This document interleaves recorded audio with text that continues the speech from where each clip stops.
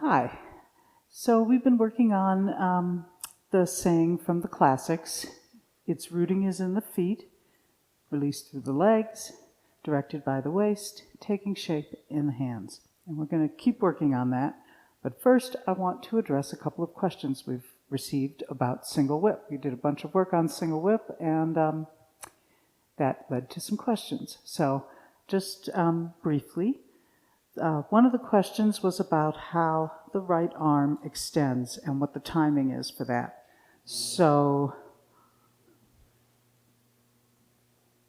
at this point here, I let the arm extend fully as I turn. And now it stays out here at this point.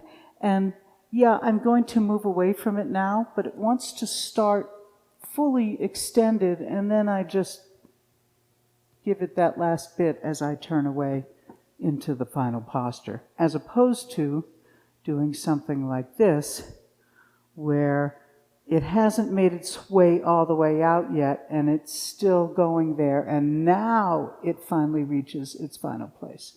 So let the arm make its full extension as you turn and get ready for the setup.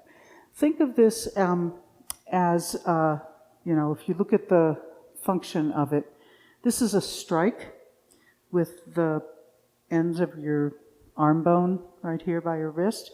So this needs to come all the way out. You wouldn't strike someone gradually, and then have it come out. So that might help if you think of getting it out as one action that's driven by the waist, and then, it keeps changing, but it doesn't go, that's its extent. The other question is about bringing the hook in. So, as the way this arm comes in, you want to get the two arm bones, one in each finger here, like this, and notice where your arm is pointing. It should align with the knuckle on the middle finger. So what's happening is the hand is being drawn in. Notice, go ahead and do this with me. Notice that as it comes closer, there's almost a magnetic quality that's starting to draw your fingers together. So out here, just hanging it, they're all apart. As it starts coming in, notice how if it stays hanging like this, the fingers start wanting to come together. At this point, let that lead your fingers together, and that will keep the hook hand from making a hook that then can skew the way that it hangs.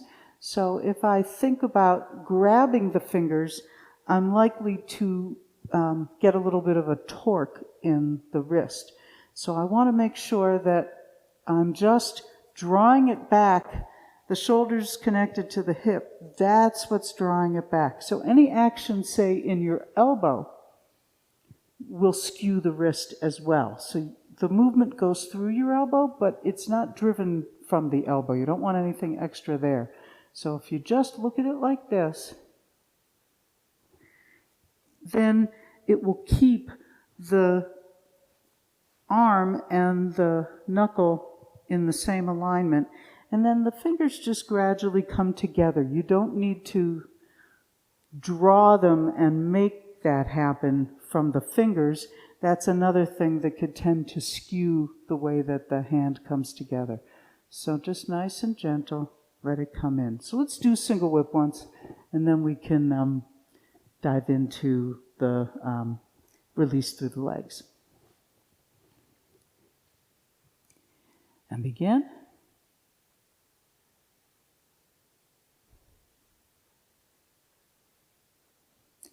Now, drawing from the turning of the waist, arm is taking a nice path. Turn and extend. There's your strike. Now it'll help you keep your balance as you come into the final posture. Then you move away from it. to complete the move.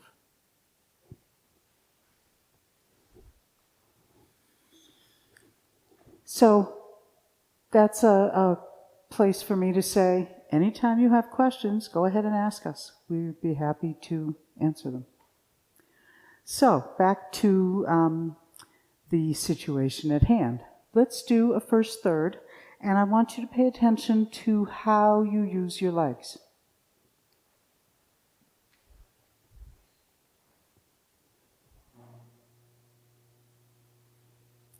And begin.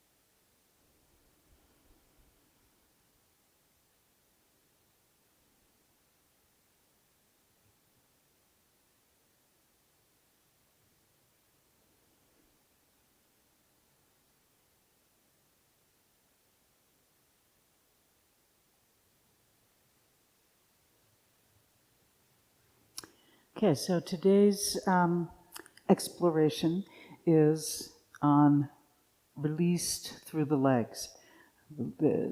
We can talk about the various translations of it. I'm just going to try to use the same word over and over. So its root is in the feet.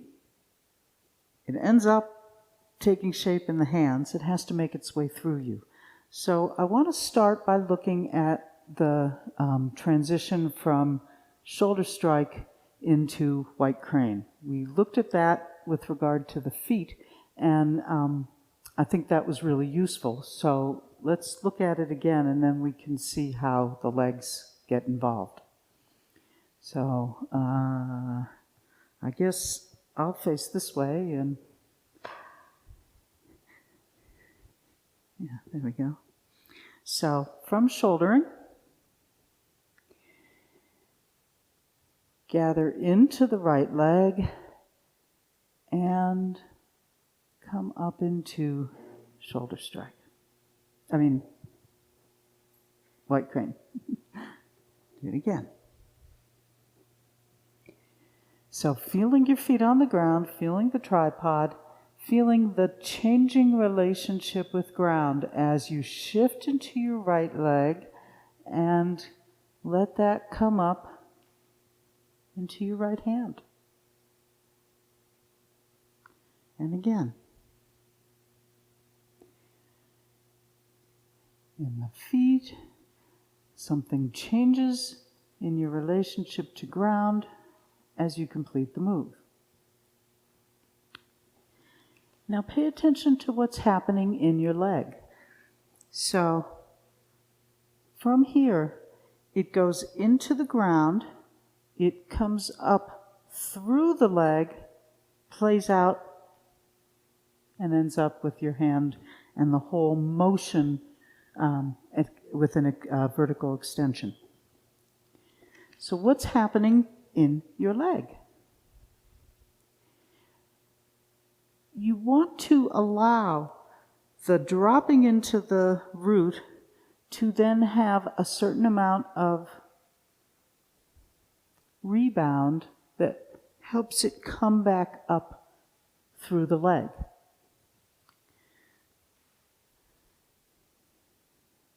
So there's a couple different ways to look at this. So let's do some of the different approaches and then try to feel the one that Taiji is going for.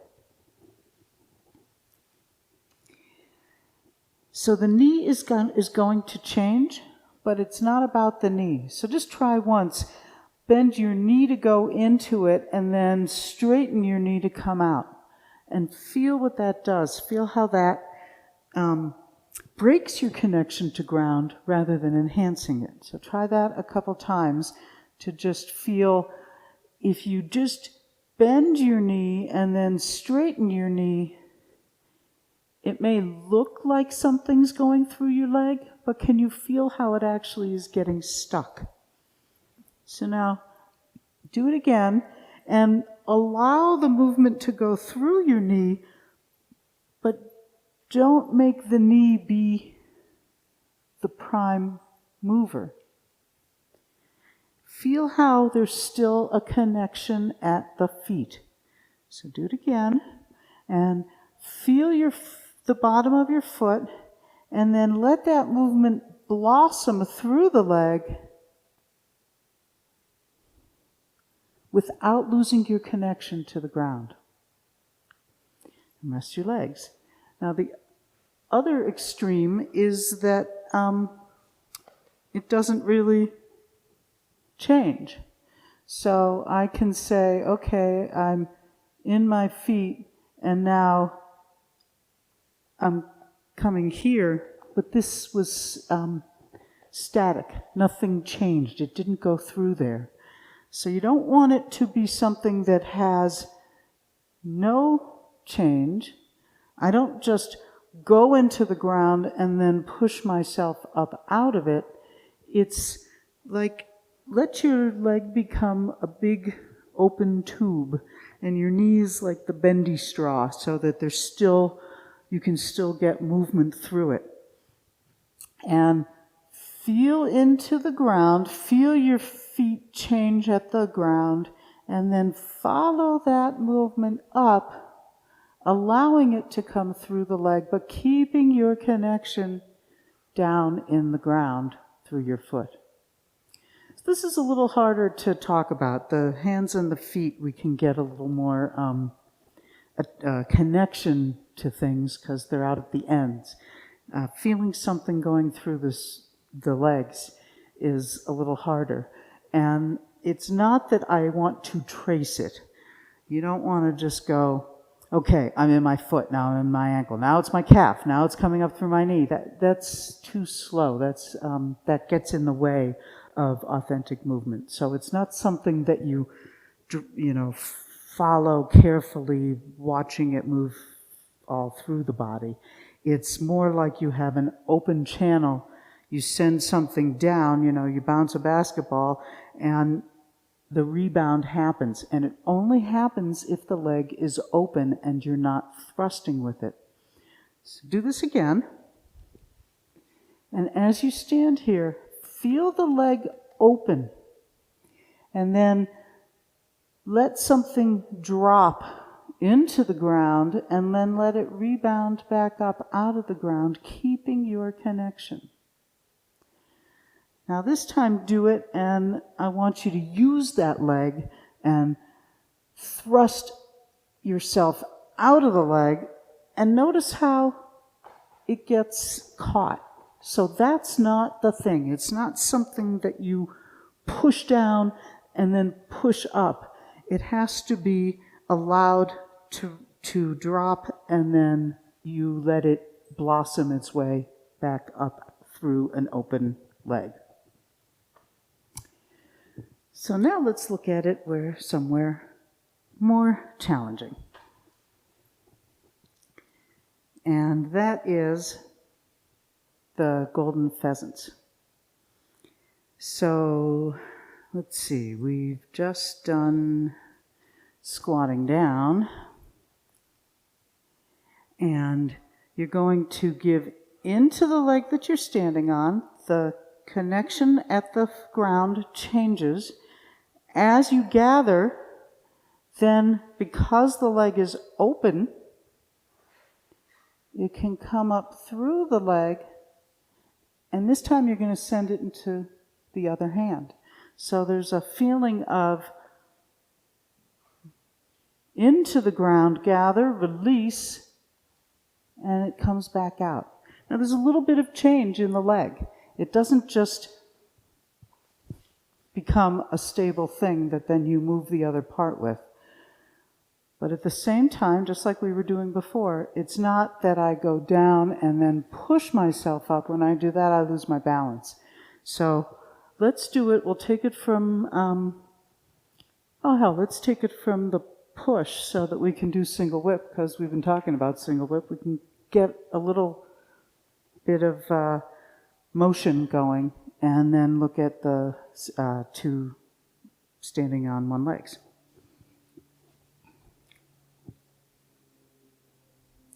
And go.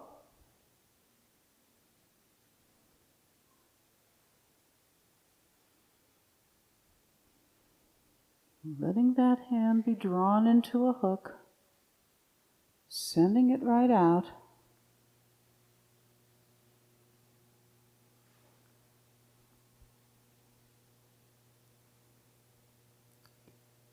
And into squatting down.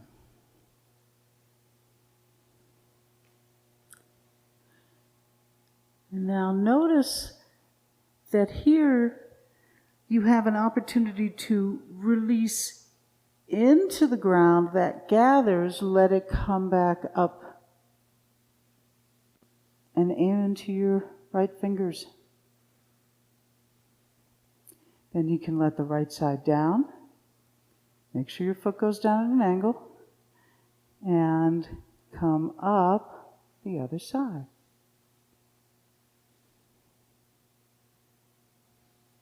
And rest your legs.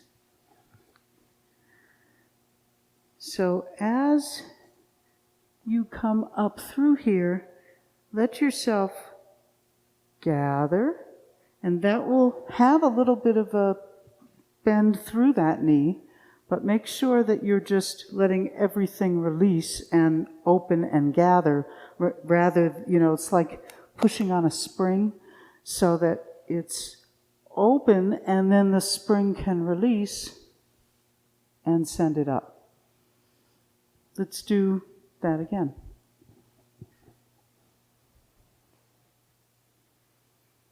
Begin.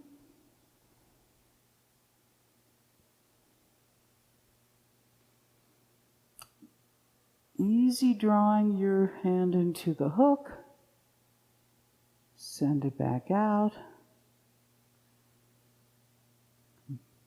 and complete the move. Squatting down. Notice how your legs help you make the motion.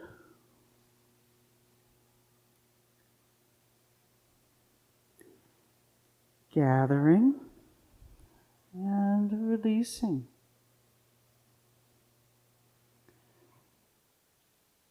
Gather and back up. Rest your legs.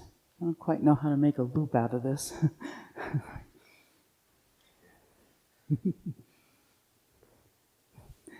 Guess we'll just have to keep doing one and then the other. So the important thing here is starting to see that the movement needs the legs to participate, but it's not something that you want to actively do. You need to, in this case, let it move through your leg. If you just think about getting your balance and then stopping, it won't move through the leg, and then it's actually a lot harder to keep your balance. But if you do too much, you will also lose your balance. So this is one of those Goldilocks places where you really want to look for the open feeling inside. It's subtle. It's not this big, wow, explosion that happens and comes blasting through you. Whenever something feels powerful inside you in Taiji, it's probably you doing it rather than the movement finding its way through. So let it be more subtle, but do let the leg have a little changing quality as you go through this. I think this is a good place to look at it. Let's do it one more time, and then I'll let Lee carry on. And go. Now even here, what's happening? It goes to be able to connect through the foot. There's a whole leg that's going to transmit whatever you have going on in the root.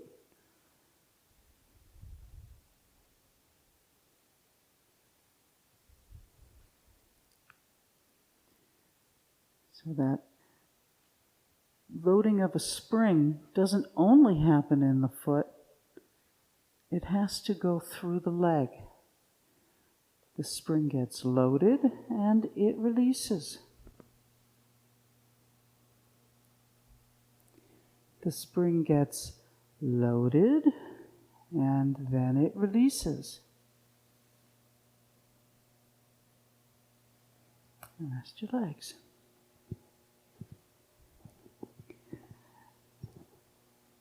So that's a good place to explore this feeling, and then Lee's going to give you some more. Hi, let's continue. So, this is this multi-week session where we're working on its root is located in the feet, its issuing is in the legs, its directing is in the waist, and its expressing or taking shape is in the hands. And so we are looking at the legs today. And the first thing about the legs is to get them actually dynamic and changing. When we first learned the classics, we used a translation by Ben Lowe. And so those are the things that tend to come out of our mouths because that's what we learned first. And he said developed in the legs. And so developed is nice because it gives you this feeling of change and transformation happening in the legs. A lot of times we think of our legs as support, so they're just holding us up rather than doing anything, and then we're doing all the doing on top. And so we've spent a lot of time in these last months trying to work on how the legs participate in the movement, and that's part of that feeling of developing. The word is fa, and fa, just like in fa jin, the explosive release of force when you push somebody. Fa means to issue or to fire, like firing a bow and arrow. When you fire the arrow, you let go of the arrow and it goes. So we will often say issue or release. We don't usually say fire or shoot because those seem weird. But you want to have this feeling of it's happening in the legs. It's not just the feet and then somehow the torso and the hands, but it has to actually happen in the legs. So what Beth was doing is getting us to find some of that happening in the legs. So let's do that again, just because we can't do it too many times. So from push up through golden pheasant on the one leg and the other leg. So go ahead. And now watch your left leg as you're doing this. See how it's changing. And the left leg continues to change as you shift weight. And now the focus is on the right leg changing. The right leg changes as you extend the hook and as you step. And then you come into single whip. Squatting down. Pay attention to your left leg changing. And then as you shift into the right, your right leg is changing as you go down, as you turn, as you start to come across, and then you finish squatting down. Now gather down into the left leg, feel that making a difference, and then let the left leg gradually straighten slightly as you come up into the first one. Put down the right side. Gather into the right, and now let the right leg straighten slightly as you come up into the second one. And take a break. So Beth said this, I want to say it again. It's not that you just stand on the leg and nothing happens. It's also not that we're doing deep knee bends and coming up and down, but you've got this feeling of gathering into the leg and then coming up and out of the leg. So let's do that again. And pay attention to all those changes. When we start from push and we sit back, as I'm turning, I'm feeling it all gather down into my left leg. And then it comes out of the left leg, and then it gathers down into the right leg. And then it comes out of the right leg as I make the hook for it so that I can step into single whip. Let's do this again. Push. Sit back. As you turn, feel yourself gathering down through the left leg, and then through the left leg and gather down into the right leg. And through the right leg to extend the hook. Step, single whip. Squatting down. Okay, feel the right leg changing as you go down, as you turn, as you come across. Gather into the left leg. And then let the left leg straighten slightly as you come up into golden pheasant. Lower yourself down to the ground. Gather into the right leg. Right leg straighten slightly as you come up into the second golden pheasant. So it's got this coming down into the ground, letting it come back out of the ground. Beth said this early. You don't want to push yourself off the ground. This isn't a down and up, unless, of course, we were leaping. If we're going to leap, I get that kind of action. But when we're keeping our feet on the ground, then we don't want to push ourselves off of the ground.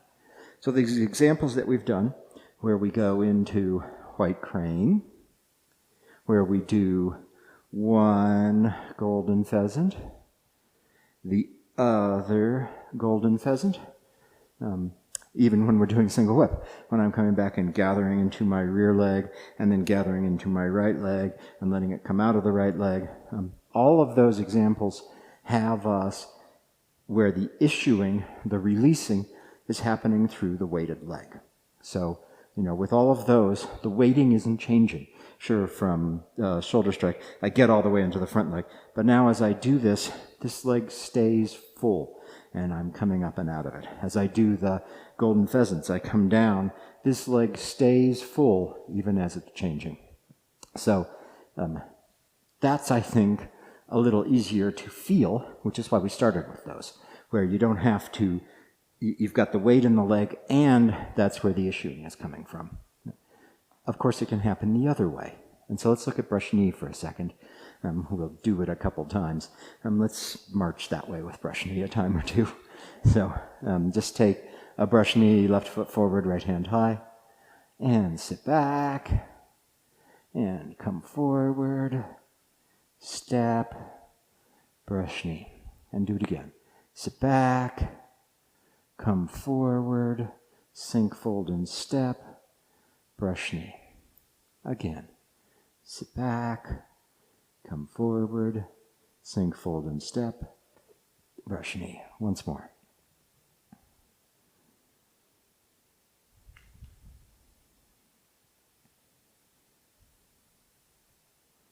So now I want to call your attention to this place in the brush knee. I've sat back, I come forward. Right here, here's a gathering into the rear foot.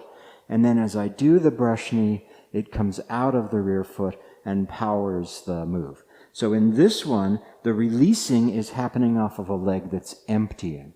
Unlike when we did shoulder strike to white crane, or we did standing on one leg, standing on the other leg. In both of those, the releasing happens out of a leg that stays weighted. So let's do brush knee again, and we'll do that loop a couple times there. And I just want you to really pay attention to what's happening in the leg, especially the leg that's going to become the back leg when you gather into it and then you allow it to, the weight to shift out of it into the other leg. So just do it again. Left foot forward, right hand high, and go ahead. So right here, you're gathering into the left leg, and then the left leg empties. Gather into the right leg, and the right leg empties.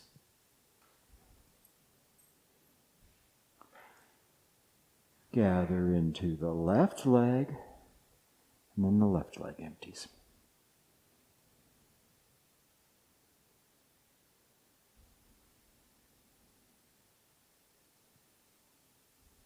Okay, one more.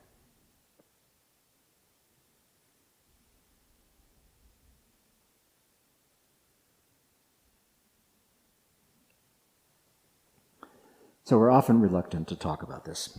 And part of why we're reluctant to talk about it is that we don't want you thrusting out of your back leg, because that's the first thing that will happen, is you'll get gathered here and then you'll thrust out of the back leg. And so do that with me. I'll face this way so that you can see. So step forward with the left foot, folding over as if you're going to go into brush knee. And now feel yourself go down into the rear leg, and we'll do it correctly this time. Just shift and let that energy that's in the left leg come, and the right leg come out into the right hand. Sorry, that was backwards.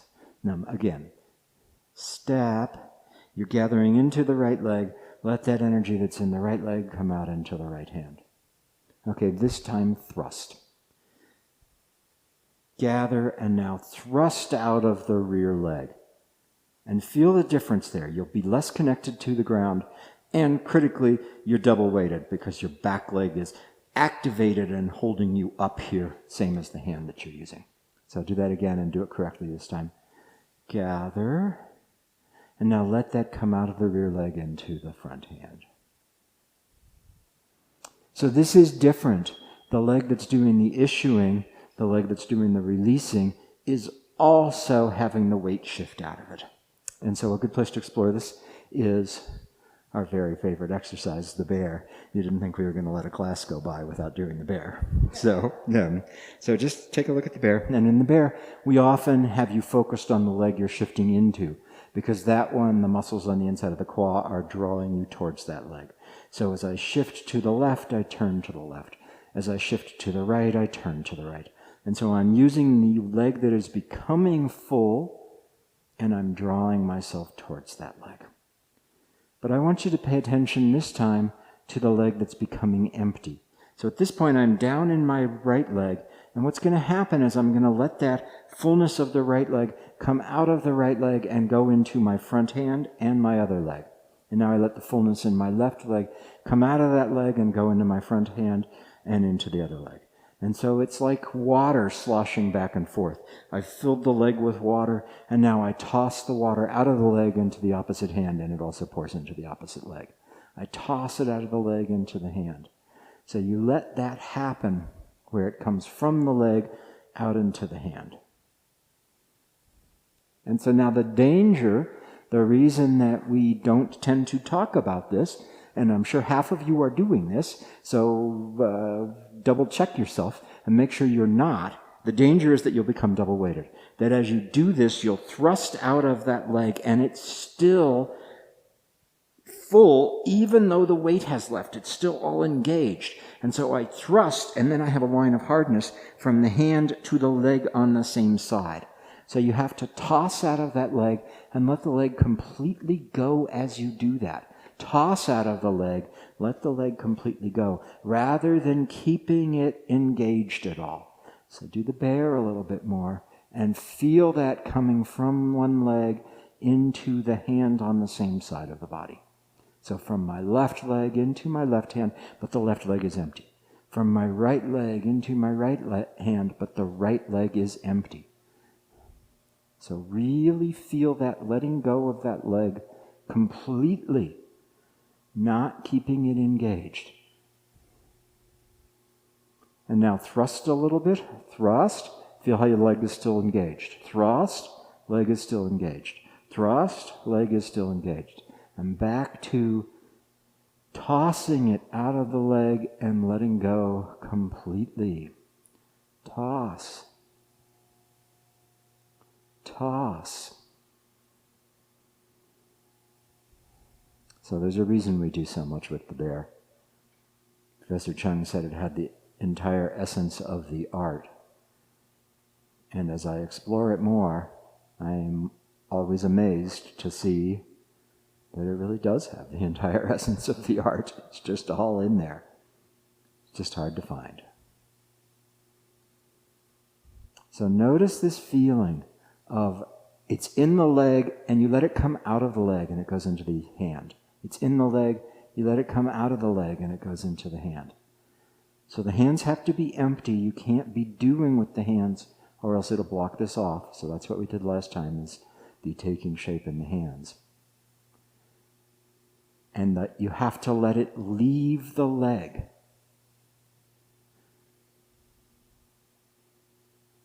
Okay, now let's try it in brush knee some more. And make sure that when you're doing this, that when you get to this place and you've gathered down into this leg, that you toss it out of that leg into the other hand, rather than thrusting or losing the rear leg. So you want to really let it totally gathers down into the foot, and now toss it into the other hand, but keep the connection to the heel. And this isn't a rigid thrusting. So from left foot forward, right hand high. Sit back. Shift forward. And now gather, gather, gather, gather, gather. Left foot toss into the left hand. Sit back. Shift forward. Gather, gather, gather. Feel the bottom of your right foot. Toss from the right foot to the right hand. Some goes in the left leg too. Gather. Feel the bottom of your left foot. Toss from the foot into the left hand. And back. Forward. Gather. Feel the bottom of your right foot. Toss from the foot into your right hand. And back.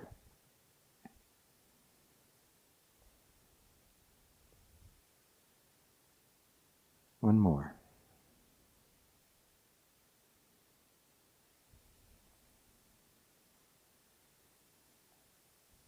Great. So the fa, as in fa jin, releasing the jin, issuing force, means that, releasing or issuing. It doesn't say that it has to be sudden. And so people sometimes get fixated on the suddenness.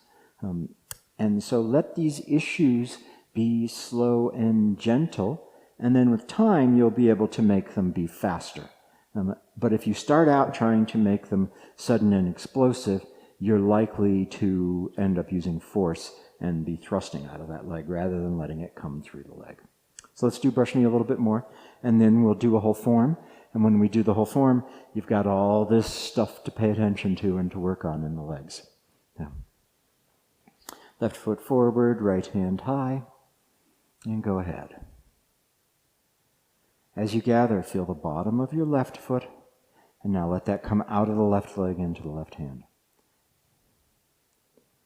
As you gather, feel the bottom of the right foot, let it come out of the right foot into the right hand.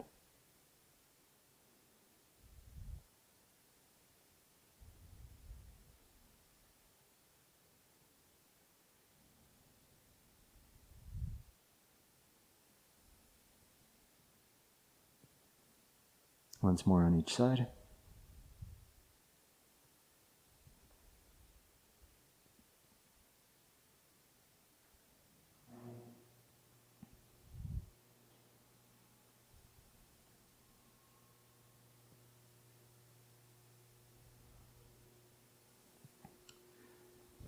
So I want to reiterate the warning about not thrusting and not becoming double-weighted. When you do this in the bear, if I thrust out of a leg and I have a line of solidity from my front hand to the empty leg, that's double-weighted. So there's two different lines that can run through the body. Sometimes they're crossed, sometimes they go to the same place.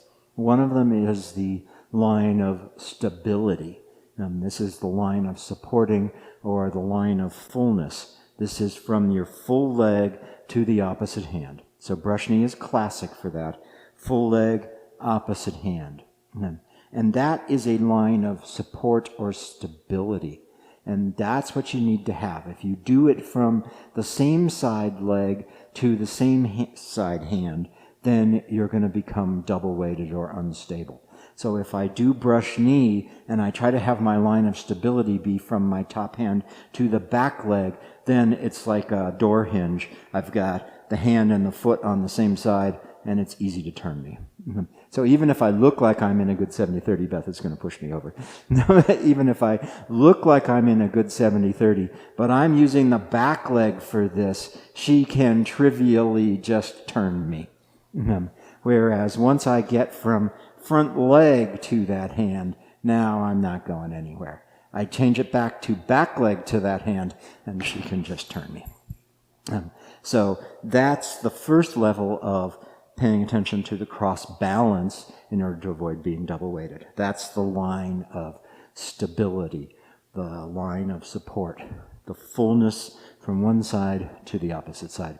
And that's true in ward off, full, full. This is my line of stability. If I go full, full, then again, it's really trivial for Beth to just turn me here. Nothing happens. I just go. Whereas if I can be full, full, then I'm not going anywhere while she does this.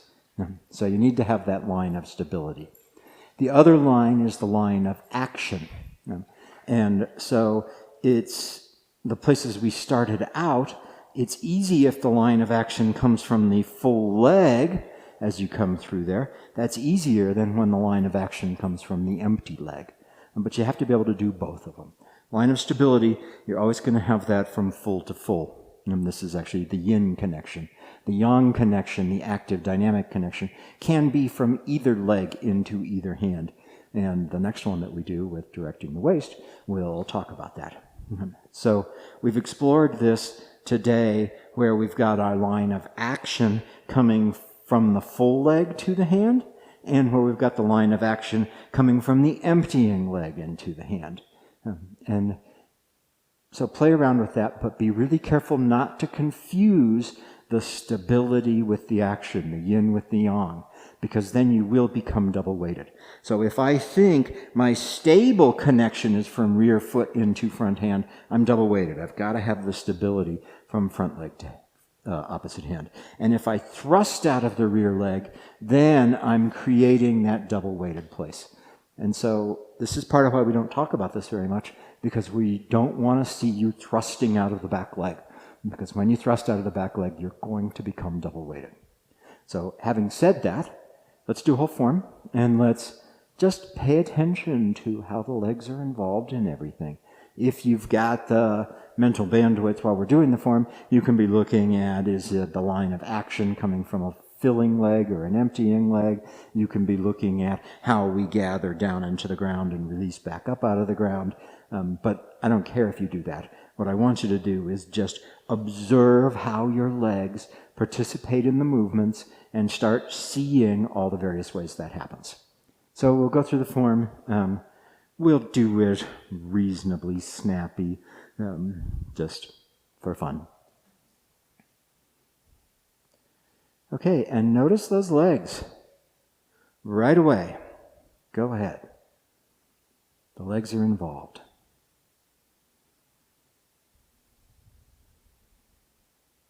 Even in this first one, released through the legs.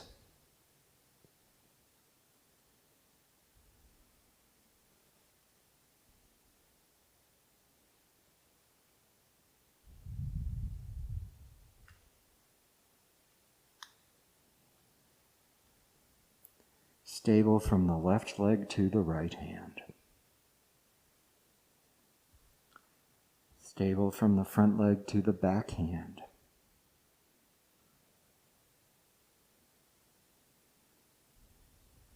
Feel how your legs are involved as you do the moves.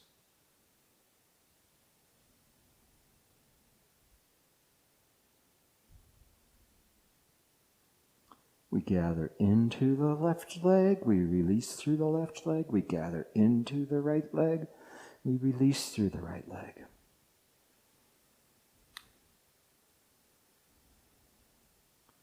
Lifting hands.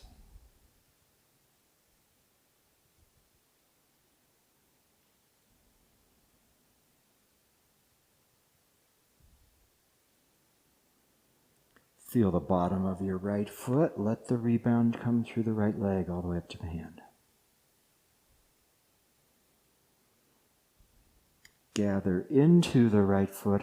Toss that into the right hand. Right leg is empty.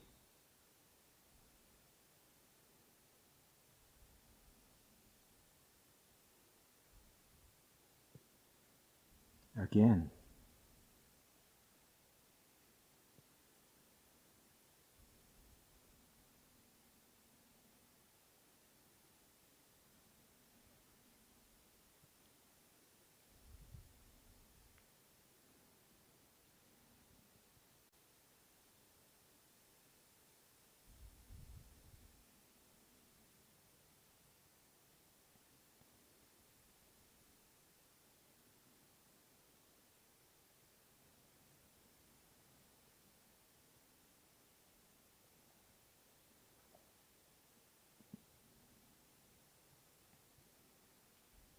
Gather into the left leg. Release.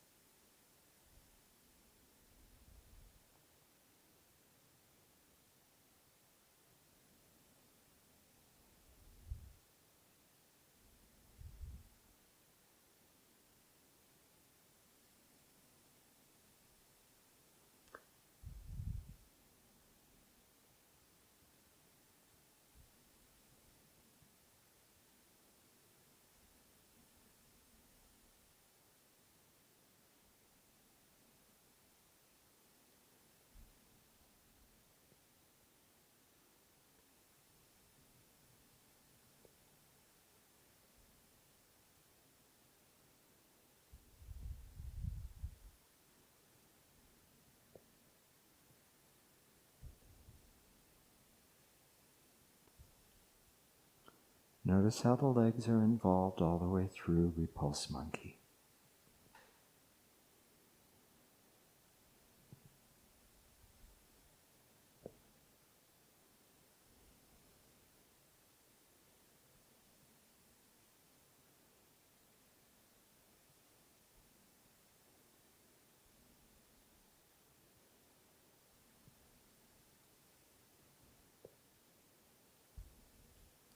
Lying diagonal. Ground, releasing through the legs.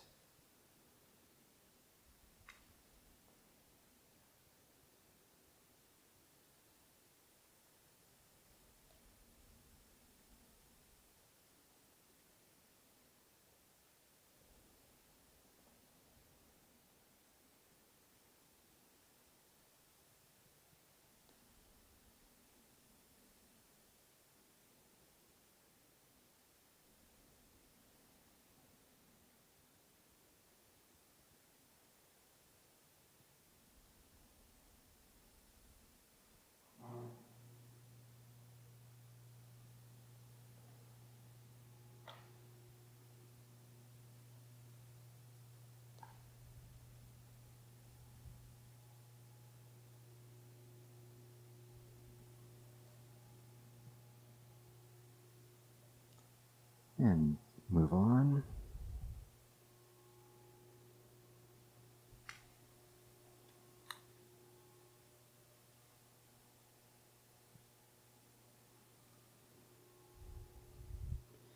Right leg.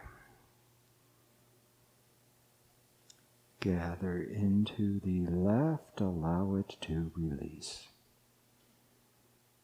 Gather into the right, allow it to release.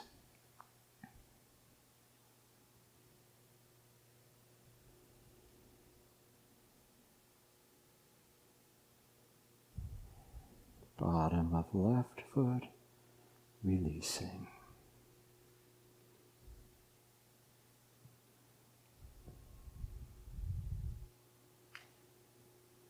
Bottom of right foot, releasing.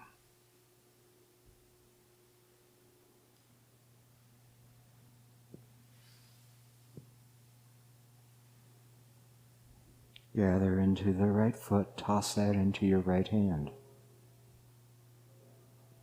Gather into the left foot, toss that into the left hand. Into the right foot, toss that into the fist.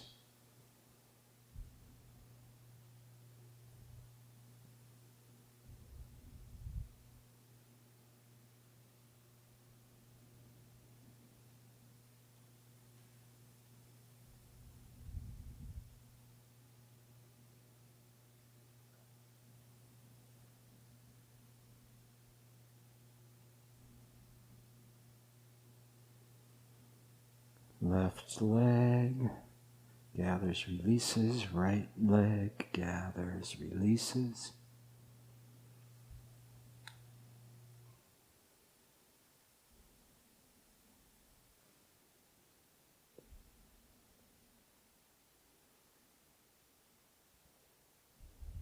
Into the right leg.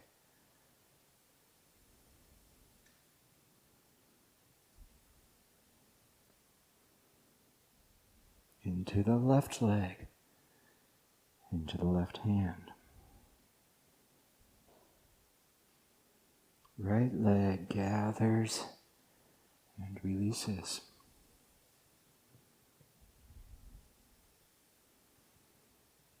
Left leg gathers and releases.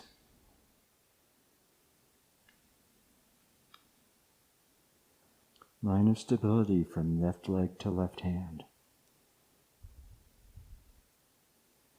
Line of stability from right leg to left hand. Sorry, I got the other one backwards.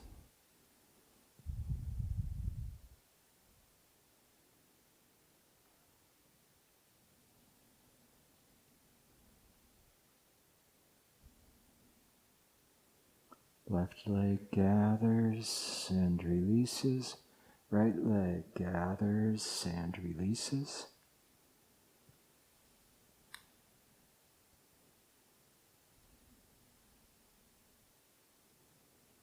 Squatting down. Have the right leg change all the way through here. Gather into the left leg. Issue.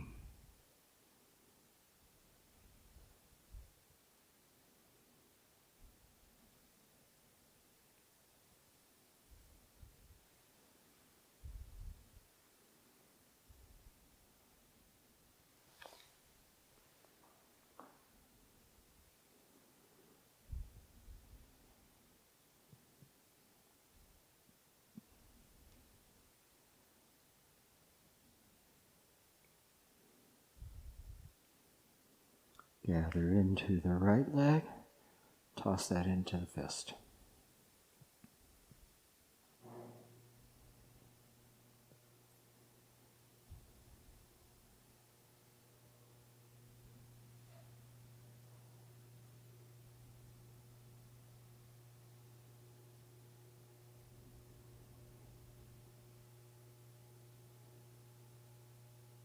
And close.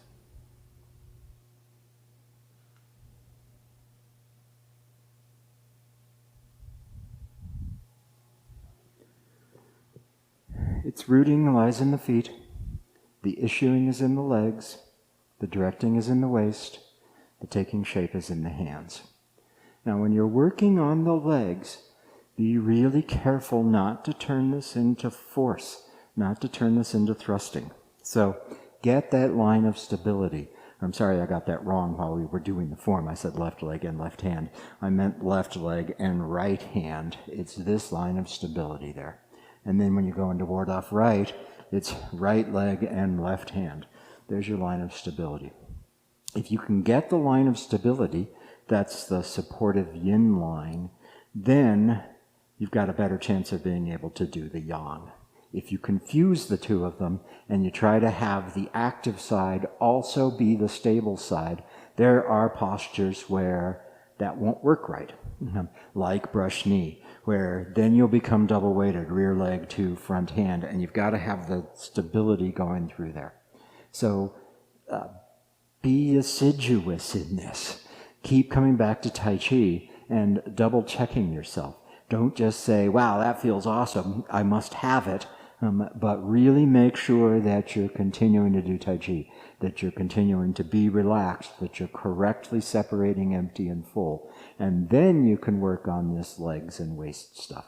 The hands and the feet, you're unlikely to go wrong with. If you can get your hands devoid of intent so that what's in the hands is the result of and the expression of what's in the rest of the body, you're good. If you can get your feet actually on the ground using the tripod, separating empty and full between the feet, then you're good.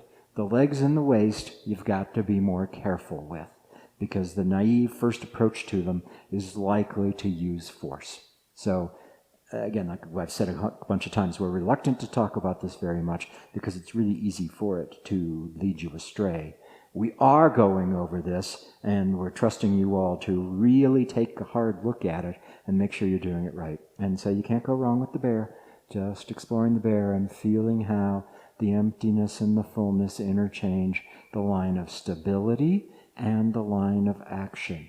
Yin and yang, not two different things. Yin and yang as one. And we'll see you all in a couple days.